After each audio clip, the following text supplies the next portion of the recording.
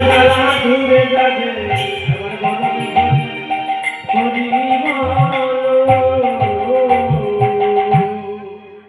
একদিকে চিকিৎসা আর একদিকে হরিনাম প্রচার, তার চিকিৎসা প্রশংসা সারা বাংলায় ছড়িয়ে পড়ল। কিন্তু তার যে একটা শর্ত, কোন রাজা মহারাজার বাড়িতে সে চিকিৎসা করতে যাবে না।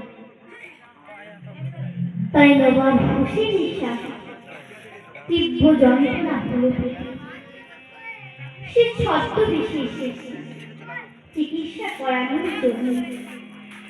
হ্যাঁ গো, তোমরা কে বলতে পারো এখানে মুকুন্দ কবিরাজের বাড়িটা কোথায়?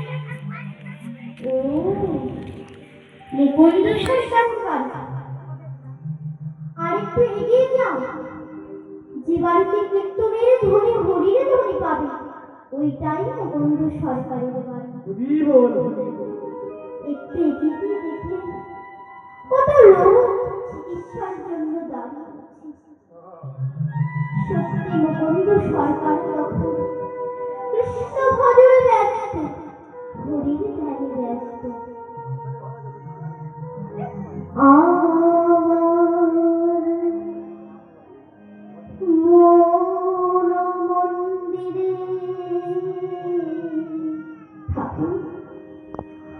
আমি তোমার সোনার মন্দির করে দিতে পারবো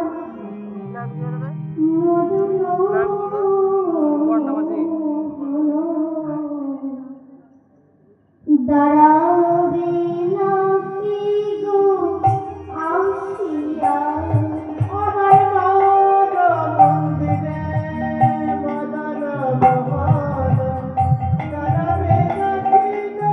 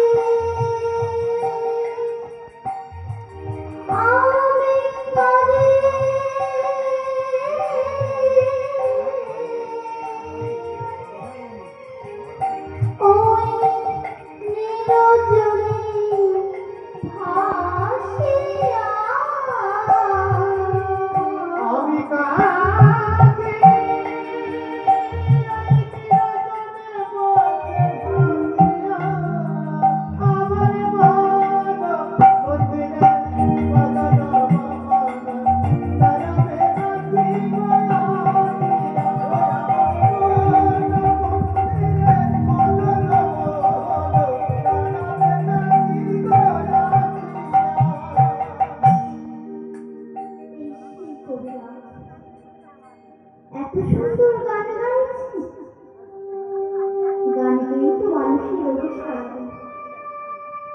ওর চিকিৎসা দরকার। দেখে দেখে আমি লাইনের মধ্যে দাঁড়িয়ে পড়ি। দয়াময় প্রতীত পাবন কৃপাময়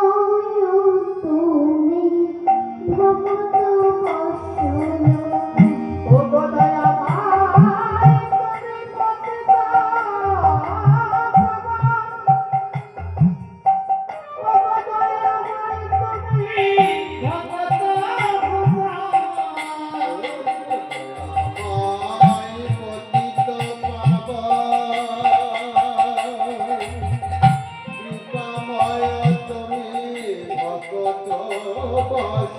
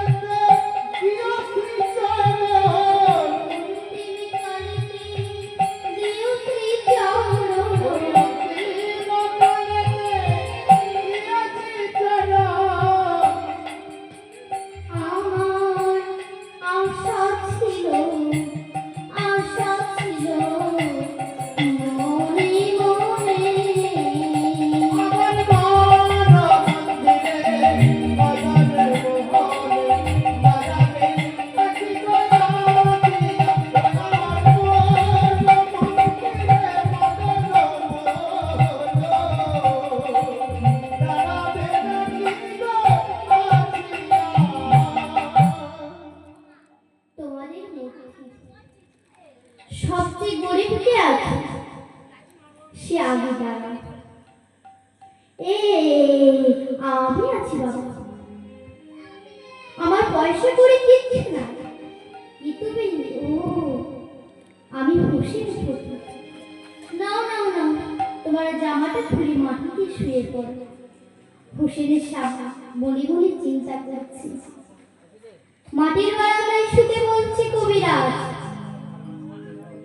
রোগ যদি না সারে তাহলে ওর একদিন আর আমার একদিন যেই না মাটির বারান্দায় শুয়ে উঠে বলছি আচ্ছা কবিরাজ তোমার এই মাটির বারান্দায় কোনো ওষুধ দেওয়া আছে শুতে না শুতে আমার অর্ধেক রোগ ভালো হয়ে গেল আরে না বাবা কতজনকে ওষুধ থেকে পড়ে যায় ওইটুকু বোধ হয় তোমার কাজ করেছি না না আসল ওষুধটা দিয়ে একবার জয় গৌরহরি জয় গৌরহরি জয় গৌরহরি জয় গৌরহরি এক ফুটো ওষুধ যেই না মুখে দিয়েছি আচ্ছা কবিরাজ তোমার এই ওষুধে জাদু দেওয়া আছে খেতে না খেতে আমার সব ব্যথা কমে গেল এত বড় কবিরাজ এই গ্রামে তো থাকতে পারে না কালকেই তুমি আমার সঙ্গে গৌড়ে যাবে কি তুমি কি আমার কথা বলেছে ও এখন আর পরিচয় গোপন করে লাভ কি আমি হলাম সারা বাংলার নবাব হোসেন নবাব হ্যাঁ কালকেই তুমি আমার সঙ্গে যাবে প্রস্তুত হয়ে নাও সারা রাত্রি ঘরের মধ্যে মুকুন্দ সরকার গৌরীকে ডাকছে প্রভু আমি তো রাজার চিকিৎসা চাই প্রভু কি হবে ধ্যানে গৌরী বললেন মুকুন্দ যে মৃত্যু কৃষ্ণ দাস তুমি নবাবের চিকিৎসা করতে যাও কৃষ্ণের ইচ্ছা হলে তুমি আবার শ্রীখণ্ডে ফিরে আসবে তাই নবাবের সঙ্গে প্রভাতে চলেছে কিন্তু নবাব আমার যে দুটি শর্ত আপনি আমাকে রাজপ্রাসাদে রাখতে পারবেন না আর আমি জানতেন গরিবদের চিকিৎসা করতে পারি তাই মাটির কুঠিরে কবিরাজ থাকতেন একদিন নবাব ভাবেন দেখি তো আমার কবিরাজ মাটির কুঠিরে কেমন কৃষ্ণ ভজন করছে বন্ধু সরকার কৃষ্ণ ভজন করেছে, নবাব পিছন থেকে এসে দেখছে মুকুন্দ সরকার কৃষ্ণ রূপের মধ্যে ডুবে গেছে। আমার কানো সে বিনোদ রায়, আমার কানো সে বিনোদ রায়, আমার কাছে বিনোদ রায়,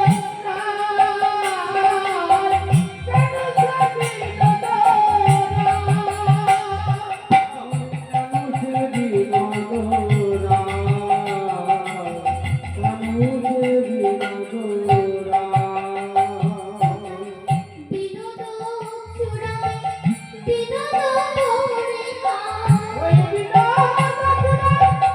বিনোদ বলিহার,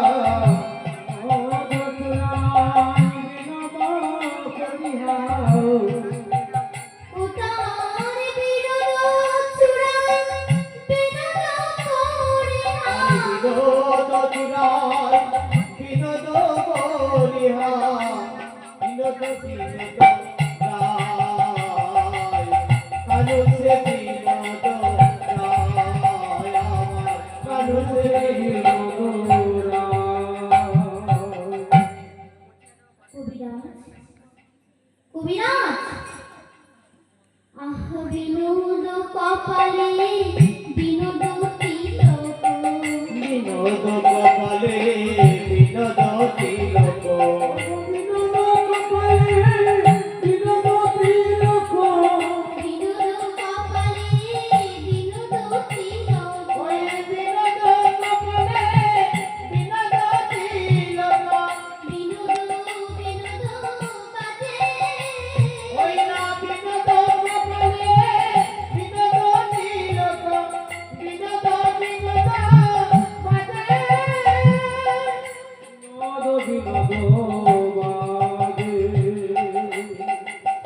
কত মধুর ধ্বনি করে কাঁদে, কত মধুর মধুর করে বাজে, মধুর ধ্বনি করে কাঁদে, মধুর ধ্বনি করে বাজে।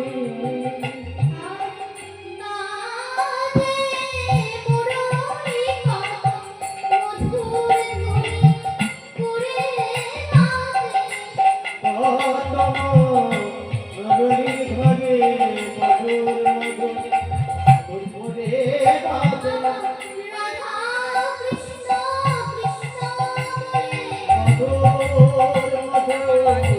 জয় জয় জয়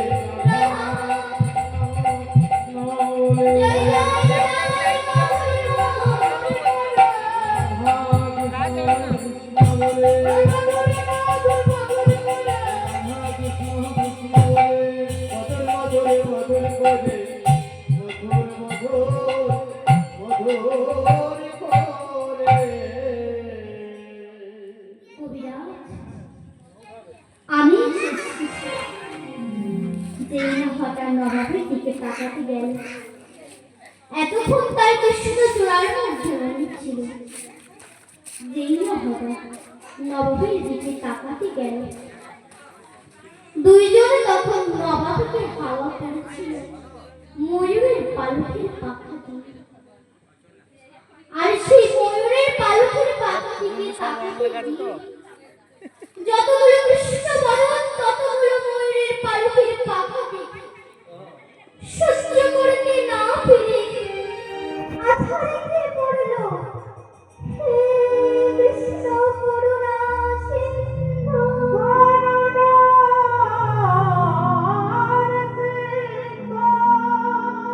দীনবন্ধু জগৎপতি,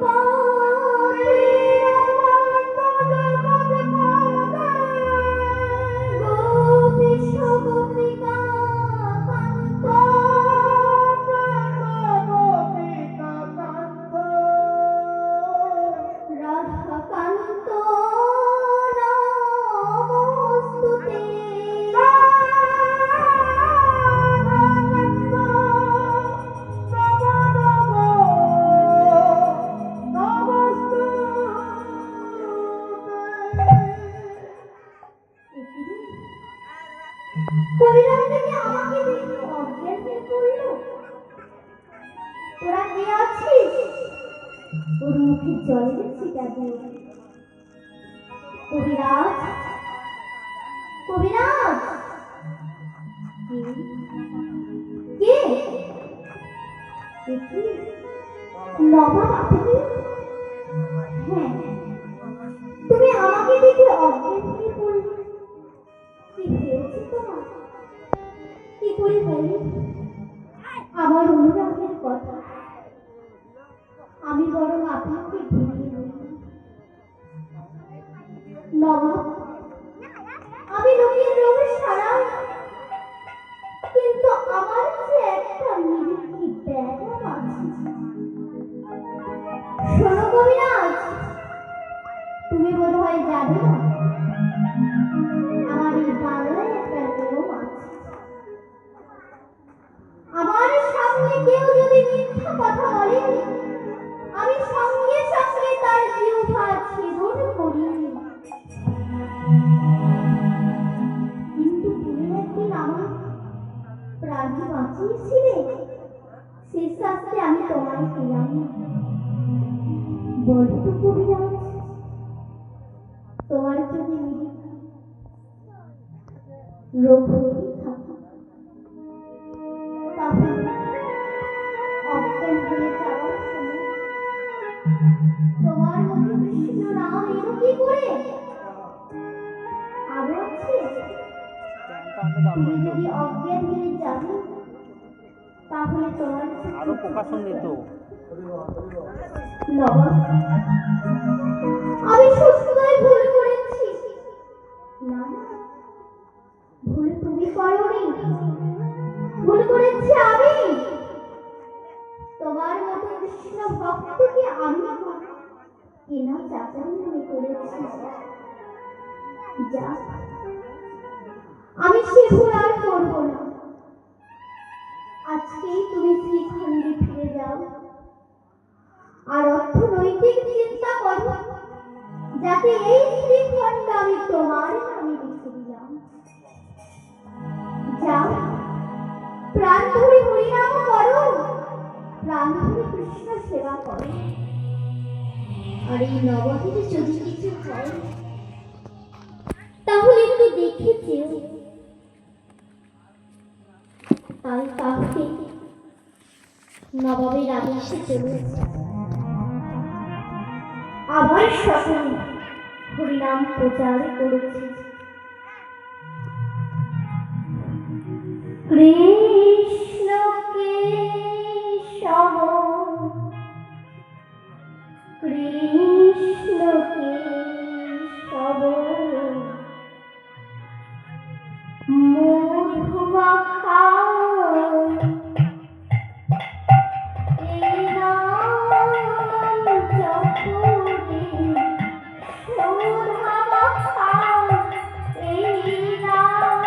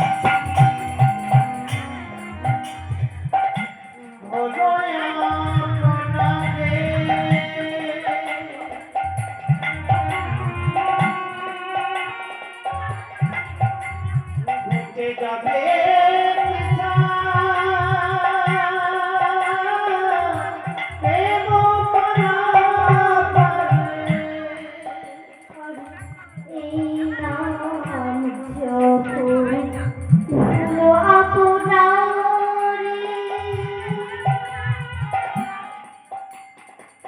ভূতে যাবে নেশা প্রেম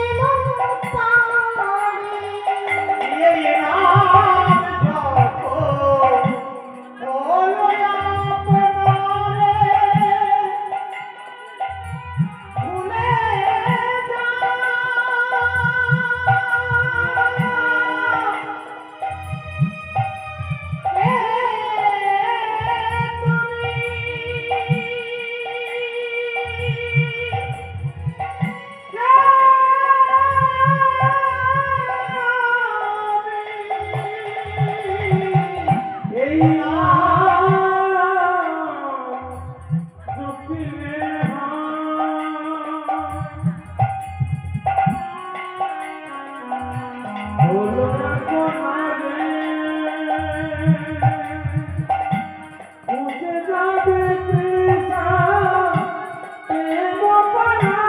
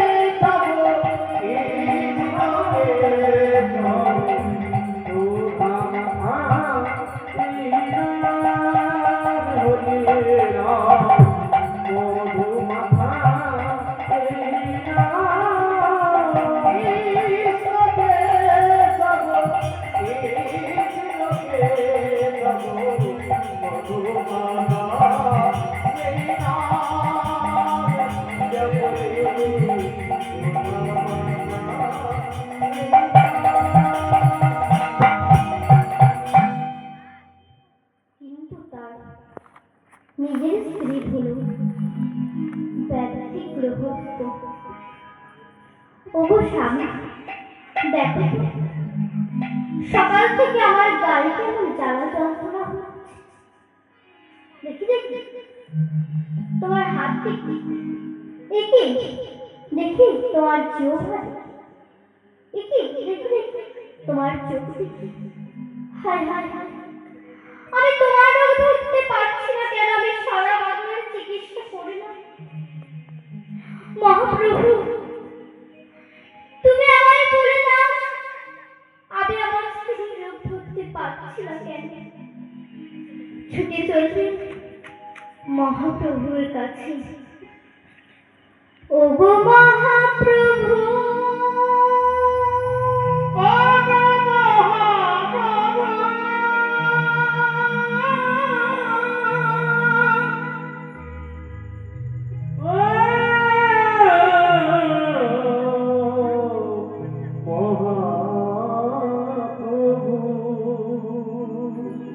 তুমি বলে দাও আমি আমার স্ত্রীর রোগ কেন ধরতে পারছি না।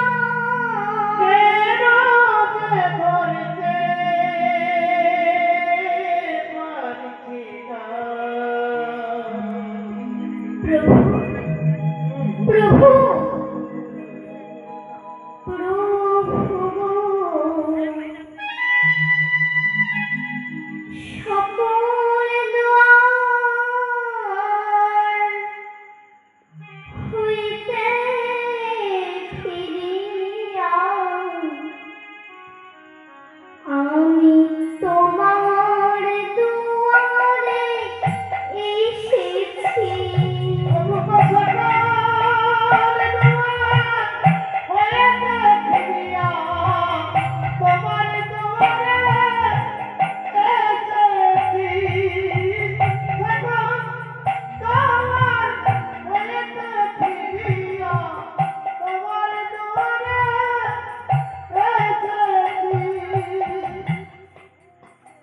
তুমি নাও গো আমায়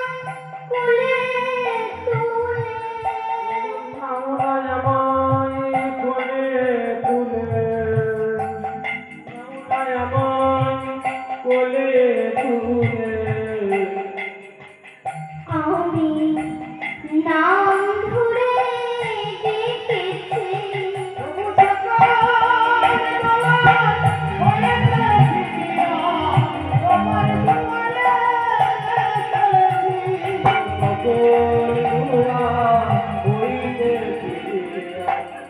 তোমার দুয়ারে এসেছি।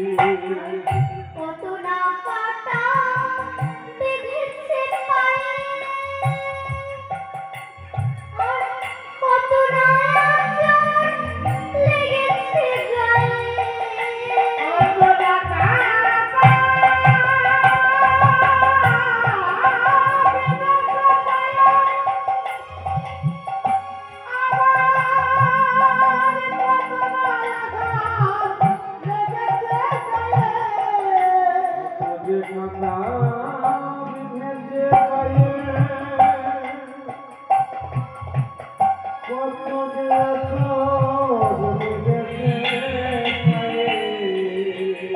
আমি তবু তোমায় ভুলি নাই প্রভু,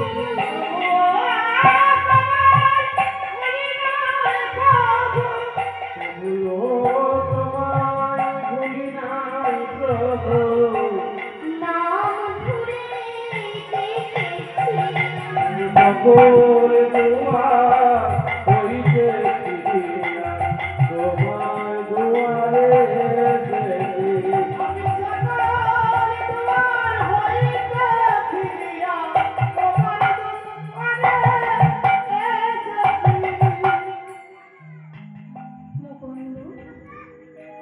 এতদিন পরে তুমি দেখা দিলে প্রভু। আমি সবার জন্য সারা, কিন্তু আমার স্মৃতি